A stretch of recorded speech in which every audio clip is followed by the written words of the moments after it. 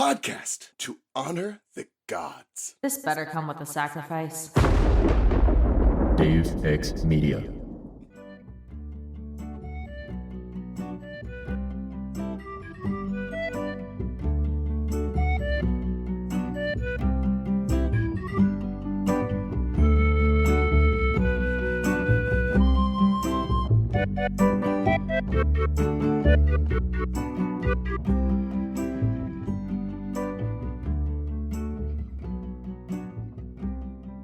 Oh, don't be afraid of dreams, a voice said right next to me. I looked over. Somehow, I wasn't surprised to find the homeless guy from the rail yard sitting in the shotgun seat. His jeans were so worn out they were almost white. His coat was ripped, with stuffing coming out. He looked kind of like a teddy bear that had been run over by a truck. If it weren't for dreams, he said, I wouldn't know half the things I know about the future. They're better than Olympus tabloids. He cleared his throat, then held up his hands dramatically.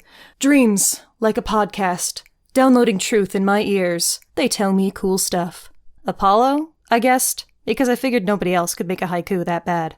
Welcome to Of the Oldest Gods, where we discuss Rick Riordan's role as our godly parent. I'm Ray from Cabin 12. And I'm Charlie from Cabin 13. Woot. Yeah. We are in it. Hi, guys. This is a chapter of a book that we read this week. Probably today. I read it today.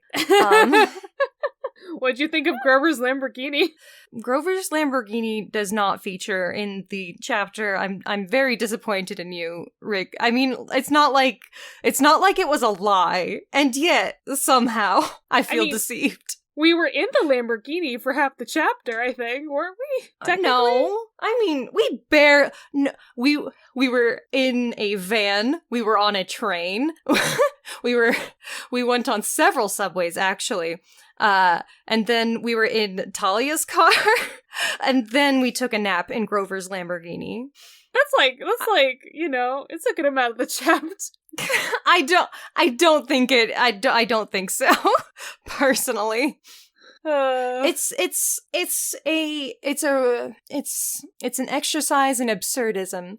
The point of the chapter title is to make you curious. How on earth would Grover possibly receive a Lamborghini in the course of one chapter of this book? It turns out that it's not really his Lamborghini. He's just like in it. It's fine. But I see the idea here. It's supposed to be humorous and to pique your interest. Yeah, instead of we're on the run.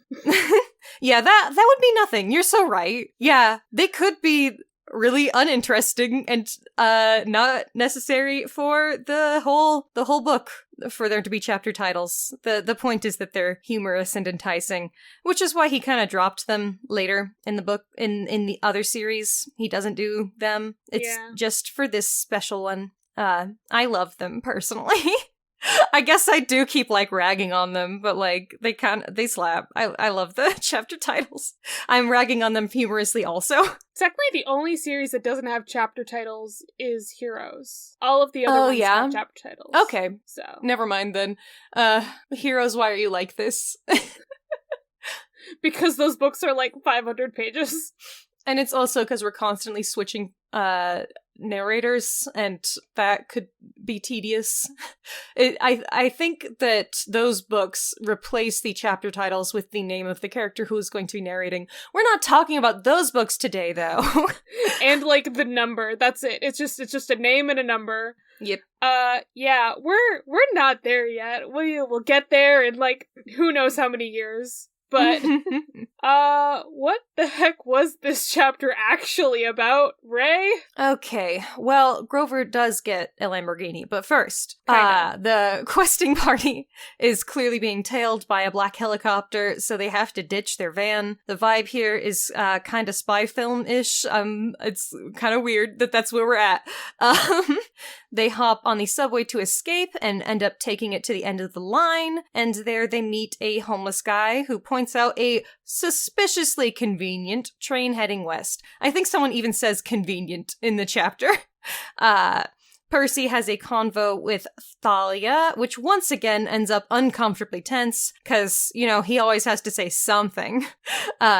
He finally realizes that she nearly joined the Hunters, and he and all of us, the readers, are left to contemplate what it means that Annabeth was considering the same thing. Our homeless guy shows up again and reveals himself as a— wait, I didn't even write a line here for— yeah, they get on a thing. Oh, no, I said that. Oh my god, I'm so tired. Anyways, they're in some cars on a train. The cars are on the train. They're in the cars. They're very nice cars. They're being transported on a train. Don't worry about it. Percy is in Grover's Lamborghini at this point. He's in the driver's seat specifically. I remember this. Grover's taking a nap, I guess. Whatever. Anyways, that guy was Apollo. He's a homeless guy because he's in disguise. There's strict rules that they're not allowed to help out quests, but they're messing with his sis out there. He shouts out us personally because there's a haiku about podcasts, so yeah, that was for me. And then Percy has a dream that people have probably already figured out, but I'm not sure how much I can actually say about it. So, Zoe was there. The end. That's the dream. That's it. That's it. Oh, boy. Well, can you guess what this week's In Case You Missed It, but Shish is about? I need to stop stealing your rim shot. I just keep doing that because I'm like, yeah, you did the prompt and then I did. I don't. It's not my job. It's just gonna make the editing harder every time. It's so funny though. I enjoy it. Also, I keep forgetting the word rim shot every time that I want to talk about it. I'm like, the little drum thing that you do. Anyways, whatever. You remembered it, and I did not remember what that was. So you're better than me. Okay, what are you talking about? Is it Apollo? It's Apollo. It's Apollo, because we can't get into whatever that dream's about. Don't worry about it. No, we can't. God. Like, I'm sure everyone gets it, but we just straight up can't talk about it, because anything that we would say could be a potential spoiler, so— I was gonna say, I didn't even realize there was a goddess mentioned, and I was like, oh no, I can't even talk about that, because if I do, you're gonna know. You're gonna know. So— Apollo, who is one of the only gods whose name doesn't change from Roman to Greek. So, right. So he's a fun guy. Do you want to know a dirty secret about me? Oh. I get Apollo and Hermes mixed up a lot. I don't know why. They have the same vibe in my brain. That could make sense for a few reasons to me, because, they both just have a million things that they're the god of, for no apparent reason. And also, it's actually Hermes who invents Apollo's lyre. Right. So, yeah. They have some interesting connections. So it can make sense. They do. I don't think that it's based on anything like that in my brain, though. Yeah. I think it's just straight up vibe. But that doesn't even necessarily make sense. I feel like people just often do them as, the fun guys. I mean, they're both twinks. Yeah, you're right. Apollo is the god of twinks. I'm here for it again. Literally, it's described here. He is seen as the ideal of the Choros, a beardless, athletic youth. So, a twink. He's considered the most Greek of all the gods. Citation is needed for this. I want to know who said this. Yeah, what does that even mean? And also, if he's, so Greek, then why is he also in Rome? Because they're all in Just, Rome. as himself. I mean, he's the only one whose name doesn't change, so I guess it's kind of like the Romans were like, yeah, we don't have an equivalent. We're just gonna straight up steal him this time. So he's the god of archery, music, dance, truth, prophecy, healing, diseases, the sun, light, poetry, there's more. Oracles, arts, knowledge, herds, flocks, and protector of the young. Damn, son. Everybody has a lot of stuff, and the stuff doesn't always seem, connected. But, that is a lot of, incredibly important stuff, and I don't know why any of it is there. We think of him as a sun god. That's the thing, though. Helios and Selene were the original moon and sun gods. Right. And then Apollo and Artemis kind of supplant them. But that's just because, Greek religion, it's not static, guys. It keeps changing and evolving. And so it's it's now Apollo and Artemis. They're the ones who are important. We're gonna pray to them instead. And so, like, before that, I guess Apollo was just, like, the god of music and, like, archery, I guess. And then he got, like, promoted because people liked him so much that he became a sun guy. Yeah. And also, I think his herding and flock stuff is then put onto Hermes after Hermes gives him the lyre. So they kind of do an exchange there. Hermes is like, hey, I'm giving you this thing because now you're the god of music. Can I be the god of herds and flocks? Cool. They did an exchange for godhood. Okay, that's interesting. His planet is Mercury in antiquity, apparently? What? It's the sun, but it's also Mercury. Okay, and then Mercury is also, like, Hermes, right? Yeah? Okay, so it is not just me then. Like, there's some weird is, you are right. There's something weird going on here. And yet, they don't really have any, like, actual, like, they're not the same guy. No, I don't think it's like that. I think it's more just they're, I don't know, it's different than the usual theories that I would have here. It's just like, why are they connected? Yeah, I don't know what's going on with all this. That just feels really weird to me. Like, even now, I'm like, I keep thinking, like, we're talking about the messenger god, right? We are not. 100% no. And yet. But see, the difference here is I think Apollo is a bit more himbo than Hermes is, you know? He's dumber. Yeah. Sun-bleached. In the PJO universe, especially, you know, Hermes is like a business guy who's always out doing shit, and Apollo is just like, I'm just a little dude. Oh my god. So his animals are a raven, a swan, and a wolf. His symbols are a lyre, a laurel wreath, python. That should be in his animals. That's confusing. Bow and arrows. He should have more trees than that. I feel like there's a lot of girls who ran away from him and got turned into trees. Yes, of course, one of which is the laurel, which is where laurel wreaths come from. Oh, fun. I mean, not very fun to get turned into a tree. I'm sure we're going to talk about a lot of this again later, in like many, many years when we get to an entirely other book series. Yeah, it might have like him doing trials or something. I don't know. Yeah, possibly. So his parents are, of course, Zeus and Leto, who is like the goddess of motherhood. I think that's basically what she's the goddess of, like being a mom. And she only had Apollo and Artemis, who, if you remember from the time I talked about Artemis is older. She helped deliver Apollo. Right, and then he says little sister in the chapter, doesn't he? Yeah. I think that could either be Apollo just straight up lying, or like forgetting, or it could just be Rick. Okay, well the other thing is that Artemis presents herself as younger than Apollo presents himself. True.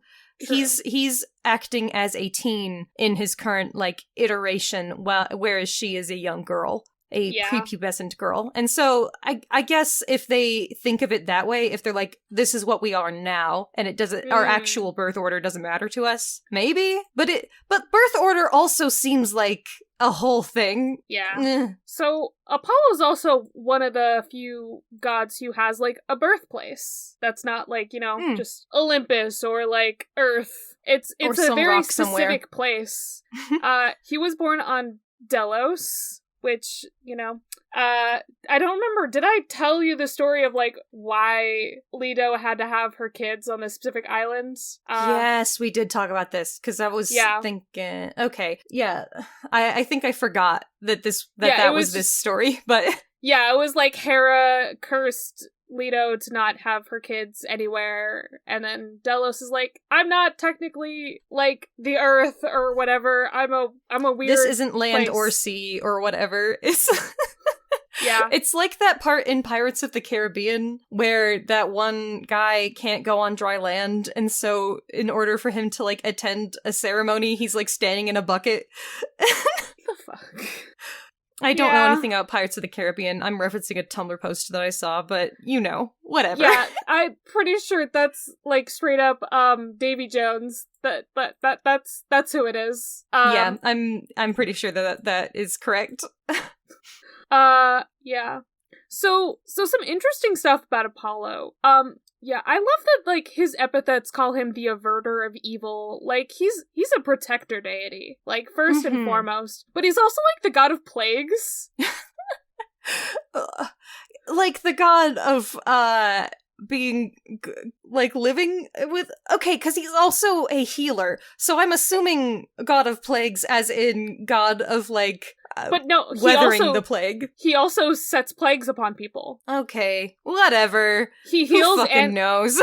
He's just a weird fucking dude. Like, pick one thing to be the god of. Honestly, he does seem like a chill guy mostly. Okay, I can't get into this etymology because there's just like so many things here of what his name might be. Yeah, don't even worry about it.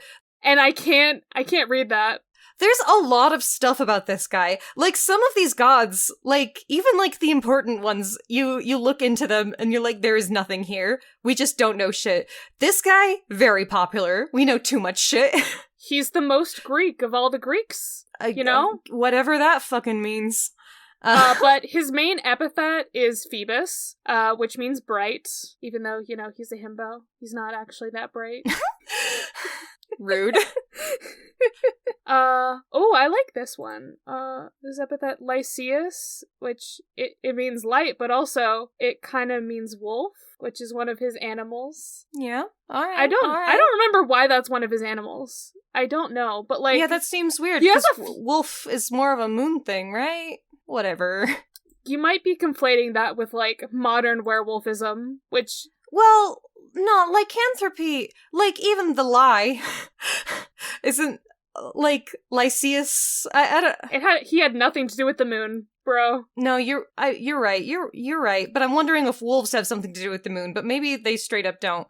But I feel like wolves howling at the moon is a thing even without werewolfism. Yeah, I think the modern, like, werewolves turning in the moon, I think that's literally, like, in the past 100 years or so that was invented. I would buy that, yeah. I watched an OSP video on it, but I don't remember all the details. Me neither.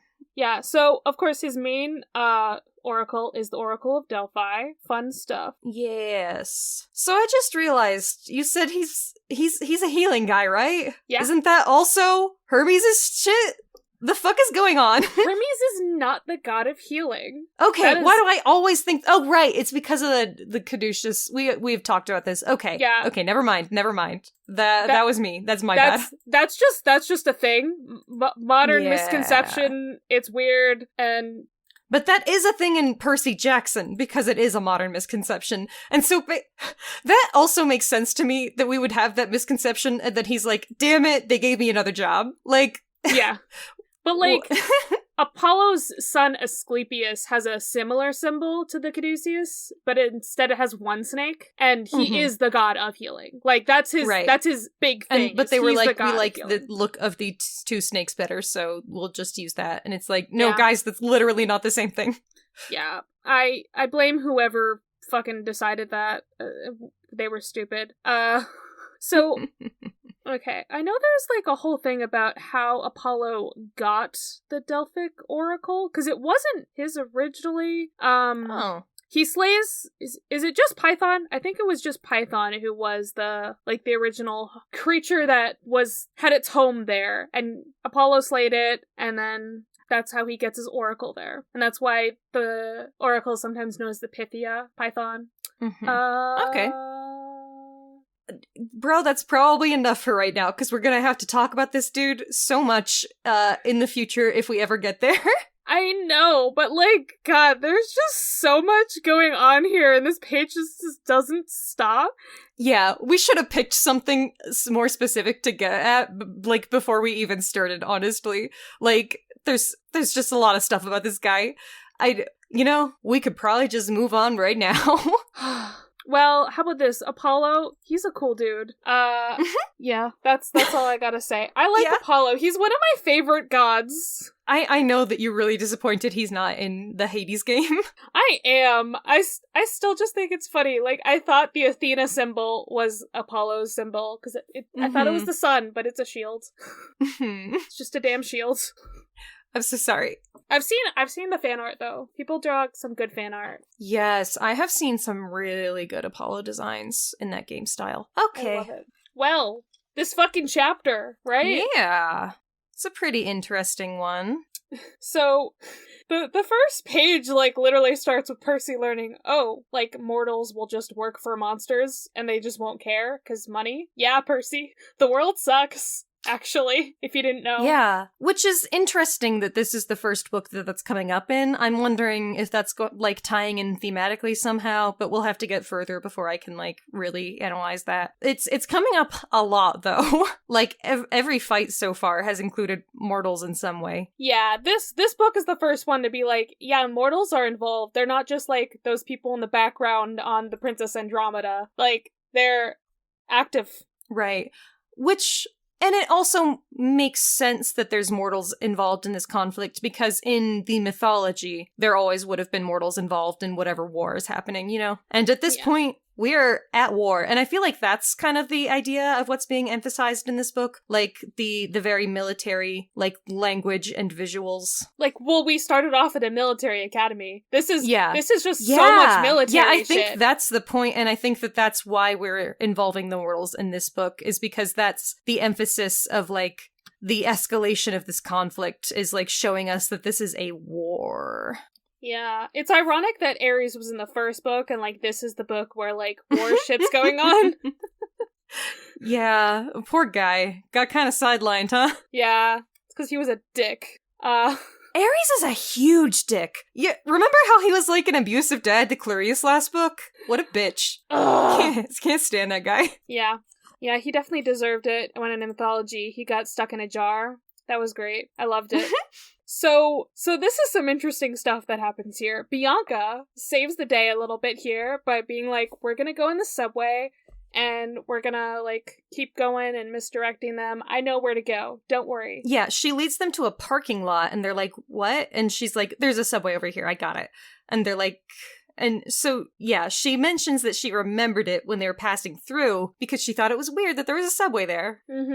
There wasn't a subway here when we used to live in DC. None at all. Yeah, and they're like, no subways in DC. The whole subway system came up in 12 years. That doesn't. Percy's like, that doesn't sound right, but I don't know enough about DC to dispute it. Let's do a history check on the DC subway system. When? Get Googling, Charlie. I'm trying to. I could also Google, but I'm way too lazy. Subway in DC. 1969 is when construction began. Well, that's something about that don't seem quite right, huh? It's a bit of ways away. I don't know. How does that work? I'm sure it's just a writing error and that it won't come up at all. Yeah, probably. You're right. So they have to keep swapping trains because they can hear the helicopter. The helicopters do be like that. Them things is loud as shit. Yeah. And then they get to the end. So You ever been flown over by a helicopter, really close? They're fucking so loud. I have not. I cannot relate. There's a military base not far from here, and I've always lived on or close to military bases. You know, I don't know if I've ever lived on a base. Whatever. Anyways, helicopters. They're so fucking loud. Every once in a while, one will fly by so close to our house, and I'm like, why? Just leave. They're so loud. This podcast is anti-helicopter. We hate you. We hate you if you're out there. I mean, I think they're kind of cool, but military, so but Ugh. Yeah. So we meet a guy and a trash can fire. We get warmed up. One thing that I would like to say I kind of appreciate. I think I'm reading a later version of the book, so I don't even know if this is an edited in any kind of way. The word hobo is never used, and It's always homeless guy, homeless man. I feel like it was used in previous editions, but I can't remember. I'd have to grab my book. I would have to find buried. my version of the book. I keep getting the book on my library app because I can't find my copy. It's somewhere, likely in my room. I started to clean my room, and a half-cleaned room is worse than an uncleaned room. Because what you've done in that half is taken everything out, so you can put it away better. And then you didn't do that. Because putting things away is harder than taking it out. Yeah, you're right. So that's where I'm at, and I can't find my book. And so if I could find my book, then I could find if they used that unflattering term. I know where mine is, but it's buried because I have so many Rick Riordan books, so it's in the back. Anyways, so either the word wasn't used, but I feel like it was. I feel like I remember that, but I don't know. Me too. But even in that case, I feel like that is not a word that a lot of people would have registered as having been offensive at the time these books came out. Yeah. And if that is the case, then I'm just happy to see that it was edited, Like, I mean, aren't we moving towards like calling them unhoused instead? Or I've heard that sometimes. It definitely depends on who you're talking to, like what their preferred terminology is. What some podcaster who I listen to always says is people experiencing homelessness, like they won't even like use homeless or unhoused as a descriptor. It's people who are experiencing homelessness. True. So I think that there is, space to talk about that terminology likely. You'd have to ask someone who has experienced homelessness what their preferred terminology is. But I don't think that, like, for one thing, Percy is a kid, and it's good to keep him out of words that are, like, actually, like, kind of slurs and whatnot. But for him to say a homeless guy doesn't, seems... It's not the worst terminology to use for a child. It seems casual without being, like, actively offensive. Yeah. Yeah, it's just a child describing a person quickly. It's not... Yeah. Yeah. So this man, warms them up by the fire and is like, hey, there's a train right over there that you can use to go west. Okay, what I think is really funny about this scene is, he invites them over to get warm by his little trash can fire, and everyone's freezing, and Grover says, my hooves are frozen, and Percy says, feet. And then they just, like, actively start talking about Chiron and questing, just, like, and Percy doesn't even think or say anything, like, he has given up at that point. Yeah. It's like, I tried, guys, I'm not gonna cover for all of you. Yeah, so, this train is called the Sun West Line. I wonder what that could be referring to. Yeah, you could have it figured out at this point. And there's also, like, it's interesting that this plays into, like, the, like, mystical homeless person trope of, like, you give money to a beggar on the street, and then it turns out they were an angel, and you passed the test. Oh my god. And this is the enchantress from Beauty and the Beast. You actually, like, let her in, and you're not a beast. You've proven your worth. Yeah, which I feel like, so this is playing into that sort of trope of, like, him being, like, wise and helpful, except not really, because it's Apollo, but immortal beings disguising themselves, like, humbly as the homeless populace of, and I don't know that that's a great trope, personally. It seems like it's like, you understand where it comes from, right? Because people were trying to garner sympathy. They want people to care about homeless people and to be generous to them. And so you're like, you should always give money to homeless people because God is judging you. So it could be an angel, whatever.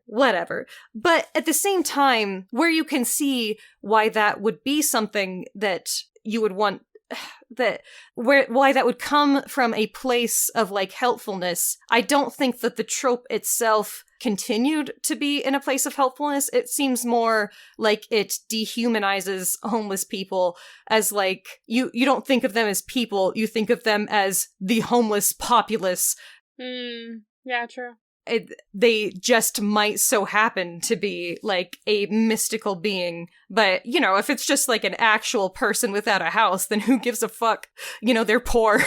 Yeah. I think it's interesting. I don't know. It comes off that way to me a little bit. But, like, not that this is like an egregious example of that. I'm just saying that, like, a little weird. I do think it's interesting how the Greek stories are usually like kind of the opposite of like what you're talking about, though. They're more like it could be like a homeless person, and if you're like really rude to them, they might smite you. So like be nice to them. Carrot or the stick, but still kind of the same idea. It's like the same, but it's also like, oh, be aware. Yeah. Yeah, so, Thalia does say, that's convenient, and then he's gone in a puff of smoke, like, kind of deal. I really like the visualization of that, though, like, because it doesn't do, like, any kind of, like, puff of smoke thing. He's gone, and the trash can that was blazing, is cold and empty, as if he'd taken the flames with him. Like, I don't know, that's a nice magic, description. I have some, like, thoughts and feelings about this that I formed only like a few minutes ago. But like I feel like it shouldn't be Apollo as like this god by the trash can fire. I feel like that would be Hestia if any god were to be there. You know what I mean? Like the goddess of the home and hearth. That I don't know. That just makes a lot more sense to me. But he's homeless. Hestia is the goddess of the home. So what you're saying is a direct contradiction. But also, you know, it's Apollo because the disguise is less important than like the transport and the reason that he's there, which is that he wants to help them for his sister's sake, you know, all that stuff. But I do get what you're saying. Like the vibe is very Hestia, like the warmth, the fire, the welcoming. Yeah, because like Apollo is the god of light, not fire. So I don't know. I'm just like, this has Hestia vibes to me, but it's Apollo. So just thoughts, feelings. And now they're in these random cars. You can tell that they're just like having fun with it. You know, as much as they're like on like this horrifying quest, they're still kids and they're excited that they're in luxury cars. A little bit. Yeah. Thalia's playing some alt rock, and Percy goes to join her. Well, I like, as much as they don't get along, they're still friends, you know? Yeah. He goes to join her and like talk, and she says, nice coat. Yep.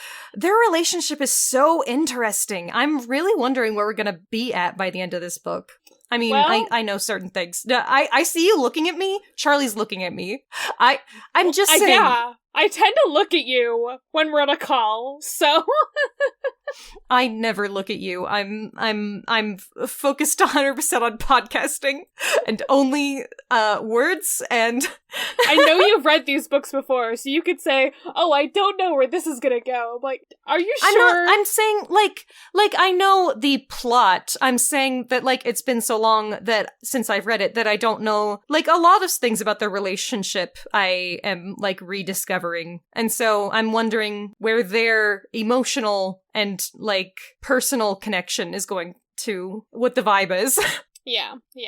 So, we find out that the Nemean lion wasn't the monster that Artemis is going after, which, you know, makes sense. They already got that, but yeah. Yeah, but it's like the first time they actually said it. Like, it was kind of obvious from the fact... Yeah, it was kind of obvious from the fact that, like, this is supposed to be a monster that, like, was stirred up. And Percy saw that, like, 2 years ago, or, like, a year and a half ago. So, it wouldn't have been that one anyway. But Thalia's, you know... Like, yay, I'm gonna get isolated from my friends and have to fight a monster one-on-one. Yay. Love that.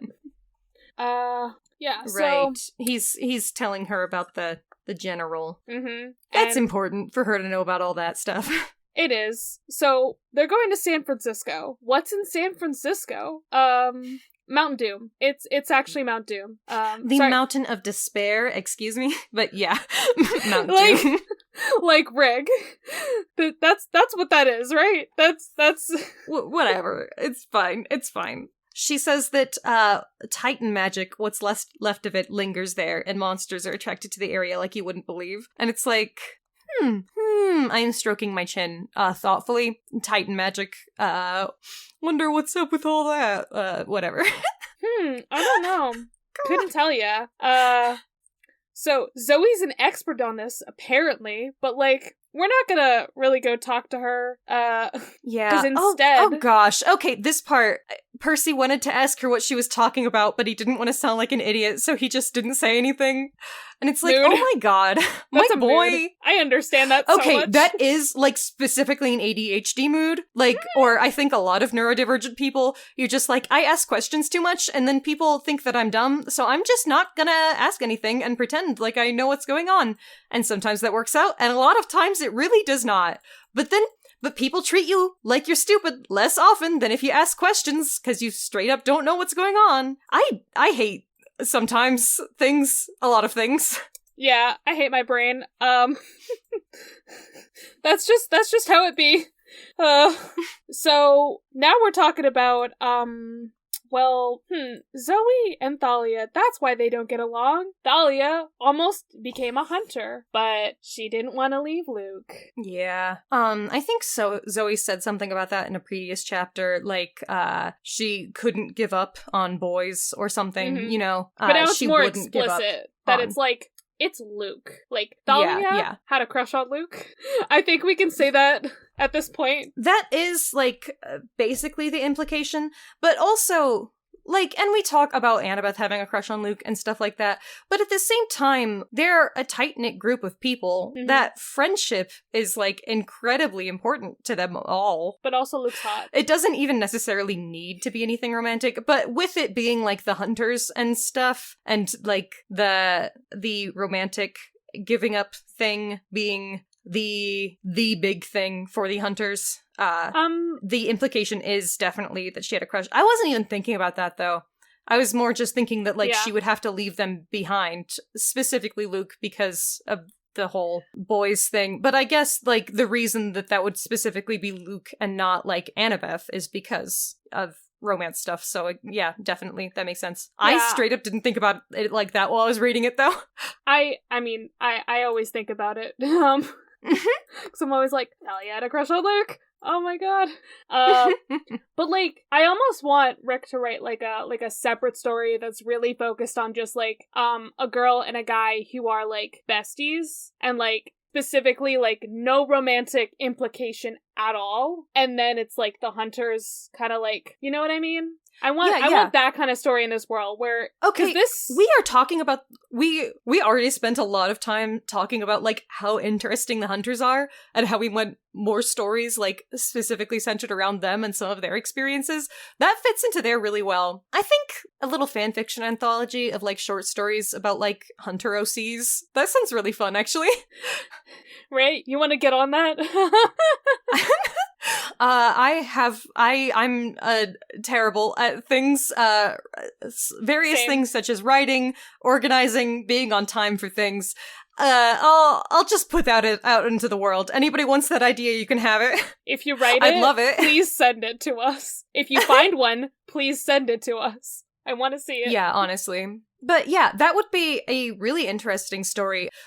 Because you could kind of address, like, the issues that we see in the Hunters of, like, reducing the relationship between boys and girls and men and women to predatory romance in a kind of turfy way, and have this female character, like, insist to them, like, you guys are being shitty about this. He's my best fucking friend. Like, and that relationship is important to me, even if there is no attraction or romantic feelings there. So can you, like, chill out? I mean, I would almost say if we already have the dynamic of, like, the sister and the brother with that situation, Mm-hmm. but, like, I don't know, not enough, like, anguish going on there at this moment. So, like... Yeah, because it doesn't anguish her to have left Nico behind. Nico is having a rough fucking time. I don't know that I would call it anguish, but he's like a kid. And, you know, he's dealing with this shit however he can. I want the anguish to come from the hunter's perspective on, like, trying to make this choice and have to leave. Yeah, absolutely. Bianca went with it, like, so quickly, so... Because she was stressed, she needed her own life, yeah. Before we just keep making fanfics of this in our heads, let's keep moving. So this is a very interesting thing, how Thalia says that Luke never let me down. Zoe said that he would let me down, but he didn't let me down. And Percy's like, but he let all of us down. And Percy's like, you haven't seen him. It's true. So it's not even like he's let all of us down. It's like, he has let you down. You just aren't acknowledging that. Like, and I agree with that. Like, like, she needs to see him the way that he is now. And that is not the person that she remembers. Yeah. He's a piece of shit. And he has put Annabeth's fucking life in danger so that he can destroy the world or whatever. She just hasn't seen it for herself, so she can't tell if it's real. Accept it. She can't accept it. Like, it doesn't feel real to her, and she doesn't want it to feel real. Yeah. Is what I would say, probably. That is the vibe I'm getting. I said vibe a lot this episode. Don't worry about it. Bad vibes all around. So, Percy has to get out of the fucking car because he won't let this go, and Thalia's done with it. She's like, nope, I'm good. But I love how she says, get out of my car. I'm like, bro. Okay, but this line about Annabeth wanted to join the Hunters, Thalia, you didn't need to be that mean, okay? Yeah. So, what I would say, the implication is there, like, what I'm getting from this is she's like, the Hunters told me that Luke would let me down because he's the important guy in my life. Annabeth is thinking that you are going to let her down. She's thinking that you are not worth it if she's thinking about joining the Hunters. And it's like, shit, bruh.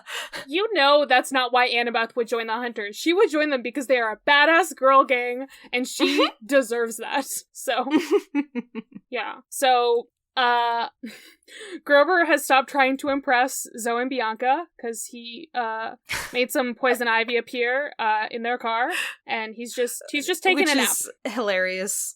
Okay, this is funny. What song is Poison Ivy? I know that song? Do we need to look this up? Rick just says it like I'm supposed to know what song that is, and I don't think I do, now that I think about it. There's a song by the Jonas Brothers called Poison Ivy? I don't think that's it, but I guess it could be. Oh my god. Anyways, this is so not important, but... No, I'm gonna say that it's definitely the Jonas Brothers song that he played there. Yeah, you think so? Alright, yeah, I'm down for that. That's personal headcanon. So, Percy is watching the sun go down, and then guess who's right next to him? It's Fred. It's Fred. Yeah, Fred. The God. incognito god, Apollo. So... Oh my goodness. So, this is your favorite line? Dreams like a podcast? Yeah? Dreams like a podcast. Downloading truth in my ears. They tell me cool stuff. Is that... Wait, hold up. I have to count syllables. Okay, that checks out. Okay. Cool. He's good. He's good. He did a haiku. He doesn't get kicked out of the poetry hut like Sokka in Tales of Ba Sing Se.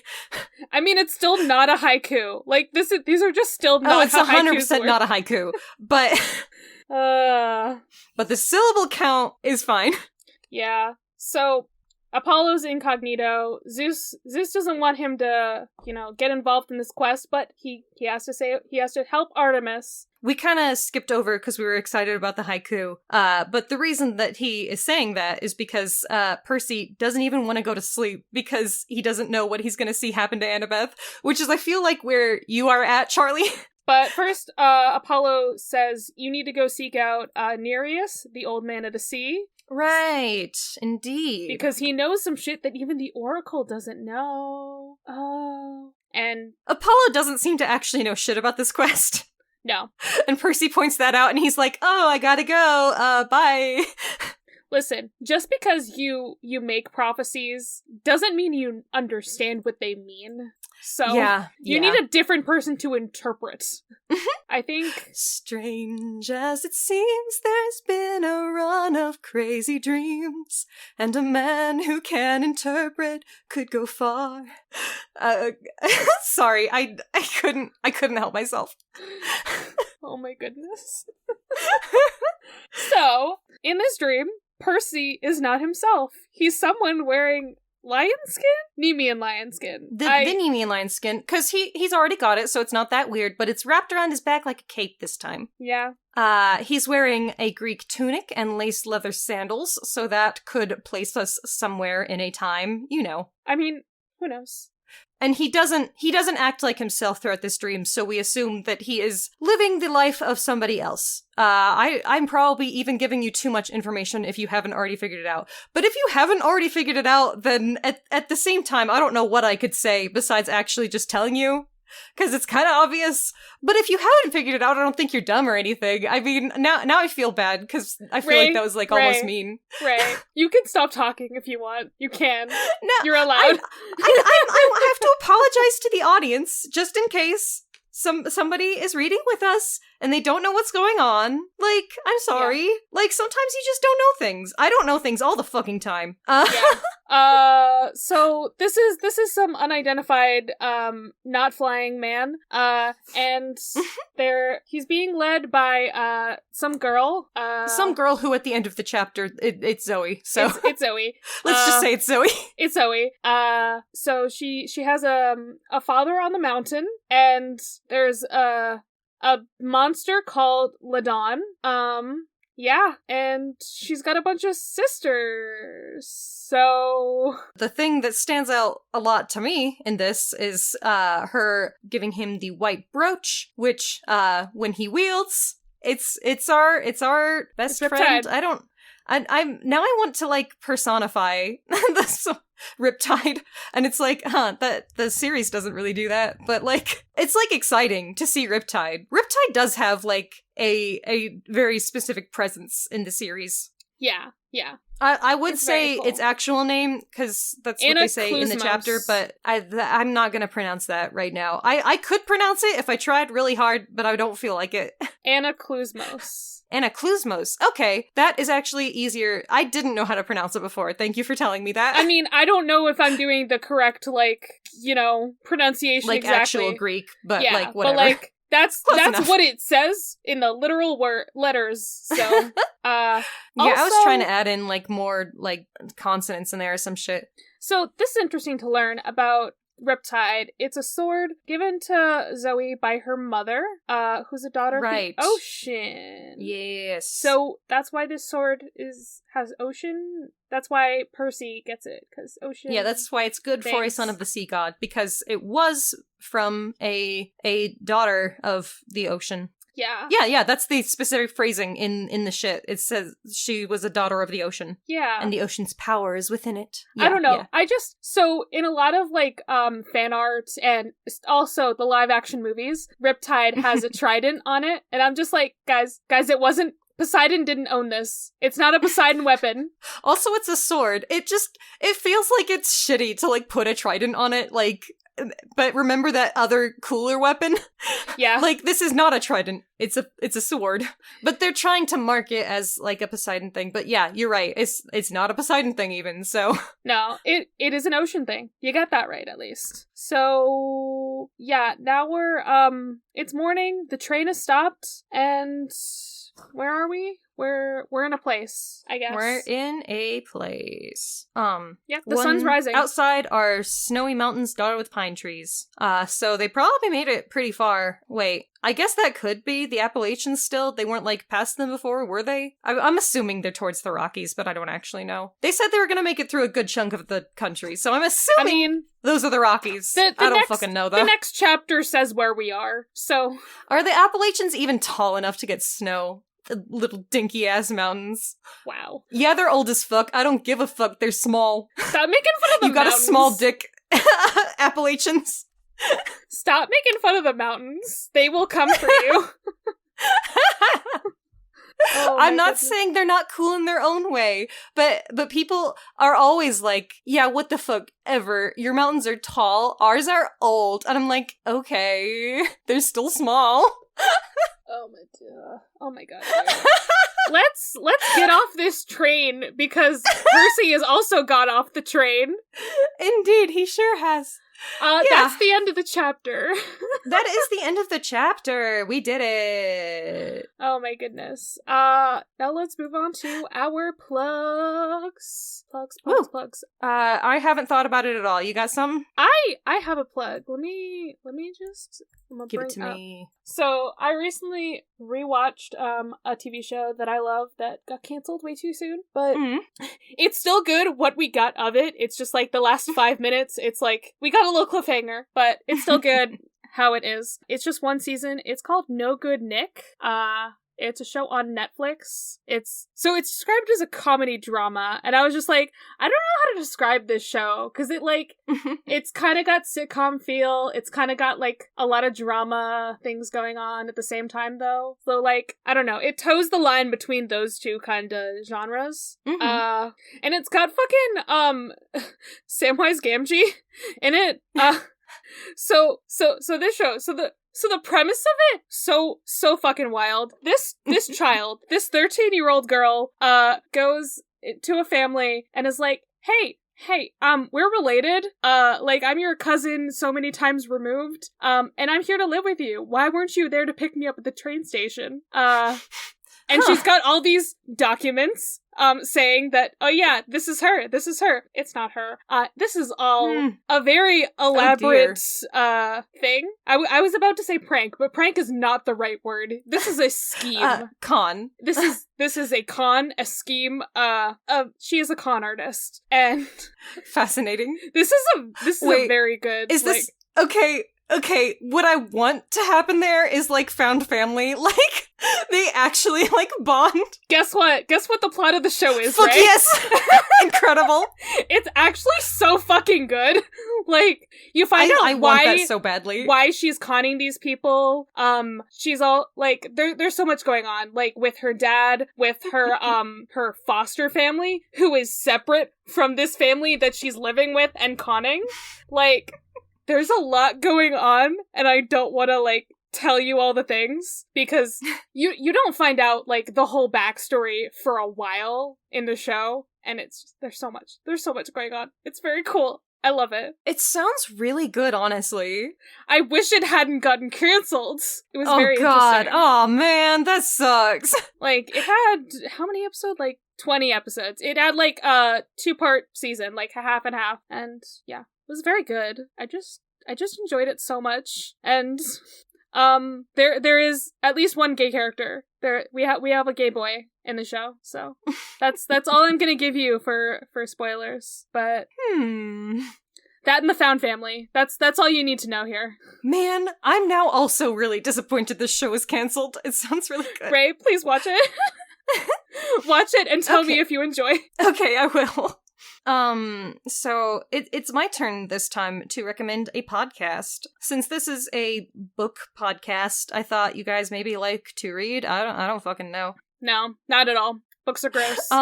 Ink to Film is a pretty good podcast about adaptations. What they do is they will read the source material and then they will watch the adaptation, and they do an episode on each of those. And so they do a lot of like pretty in-depth discussion about this stuff, but they're also going through a lot of stuff really quickly because, you know, it's not like this where they're doing it like chapter by chapter. They read a novel, they watch a movie. Most of the time, each of those is one episode, and that's their like pattern. They do a lot of really interesting stuff. They have done like classics. Not that long ago, they did like The Last Unicorn, the novel, and then the film. They did A Space Odyssey. They did. I originally found them because I was like desperate for Good Omens content. Like after I watched that show, and they had like a whole series of episodes on the book and the show, and so I really enjoyed listening to those, so I checked out some of their other episodes. I think they're pretty cool. Yeah. That sounds very good. I love when people talk about adaptations of things. Yeah, I think that is really interesting also. I like to see, like, what the adaptation process is like and what gets kept and, you know, how different creators will add their own spins to a story. I think that kind of thing is really interesting. I'm now rambling too much, but where I think that kind of thing is really interesting is like franchise reboots. Those are like my favorite kind of like reimagining, is just like seeing what people make out of something when they're trying to like entirely reboot it. Yeah. I'm specifically talking about every TMNT cartoon. Don't worry about it. Let's move on. I'm surprised you haven't tried to start a Teenage Mutant Ninja Turtles podcast. God, I fucking wish. It would be so fucking long. It would be just as long as this podcast.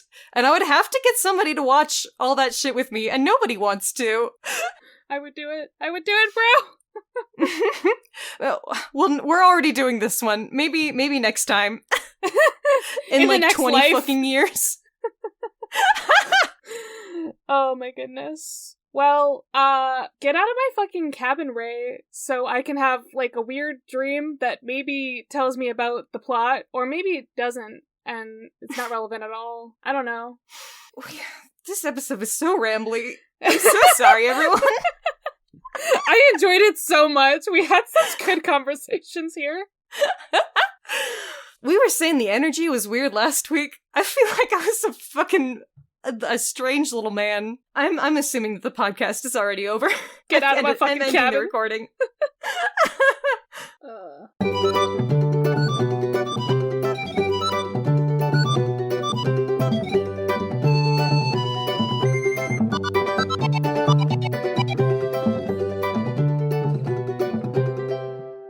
You can follow the podcast socials at Of the Eldest Gods Pod on Instagram and at Of the Eldest Gods on Twitter. You can send an Iris message to us through oftheeldestgodspod@gmail.com. If you'd like to support us financially, go to patreon.com/oftheeldestgods. By becoming a patron, you can join the Movie Night Crew Network server, where you get to chat with us and hear some no-context spoilers about episodes we are recording. I personally recommend the $5 tier, where you get access to Against All Odds, our bonus show where we talk about basically anything vaguely related to mythology, Percy Jackson, or whatever we like. We also have a merch store on TeePublic, where all our designs are made by Charlie. Or if you cannot support us financially, please give us a review on iTunes and rate us on Spotify to help others know how much you love this podcast. You can follow me, Ray, at HeyHeyRay on Twitter. I also have another podcast called Barbie Movie Slap, where my co-host Ted and I talk about the Barbie cinematic universe. You can check out that podcast Twitter at Barbie Slaps. You can follow me, Charlie, at GreenPixie12 on most platforms, but on Twitter, I'm at GreenPixie123, which I'm totally not salty about. I also have an art Instagram that I sometimes use at GreenPixieDraws. I sometimes do the YouTube thing on my channel, Charlie Mack, that's M-A-C-K, and I also have another podcast on the network called Fandoms Gone Wrong, where my mom and I talk about movies, TV shows, books, whatever other fandoms we enjoy. You can find that on all the major podcasting apps. Our music was written by Isabel Strauss-Riggs and recorded and edited by Ian M. Riggs. You can find Izzy at Kane_I, that's I as in the body part, on Instagram and Twitter. She also currently makes video essays on the YouTube channel Kane I. Feel free to message her about making music for your project or editing your podcast. Of the Eldest Gods is proud to be part of Deus Ex Media, which features great podcasts like Content and Capable that follows Sam as he tries to figure out what it truly means to adult. Hi, my name's Sam, and I've recently become an adult. But why does adulting have to suck? Join me on my journey to rediscover the joy of following your passions as an adult, and discuss it with people who are doing just that. I'll sit down with a variety of people from all walks of life and ask the important questions while trying to figure out what does it really mean to adult. Whether you're a pro or haven't even started, come and listen wherever you get your podcasts, and hopefully you might learn a thing or two. Of the Eldest Gods is based on the series by Rick Riordan. Right now we are discussing Percy Jackson and the Olympians. Remember to follow us on your favorite podcatcher and meet us back here every Thursday.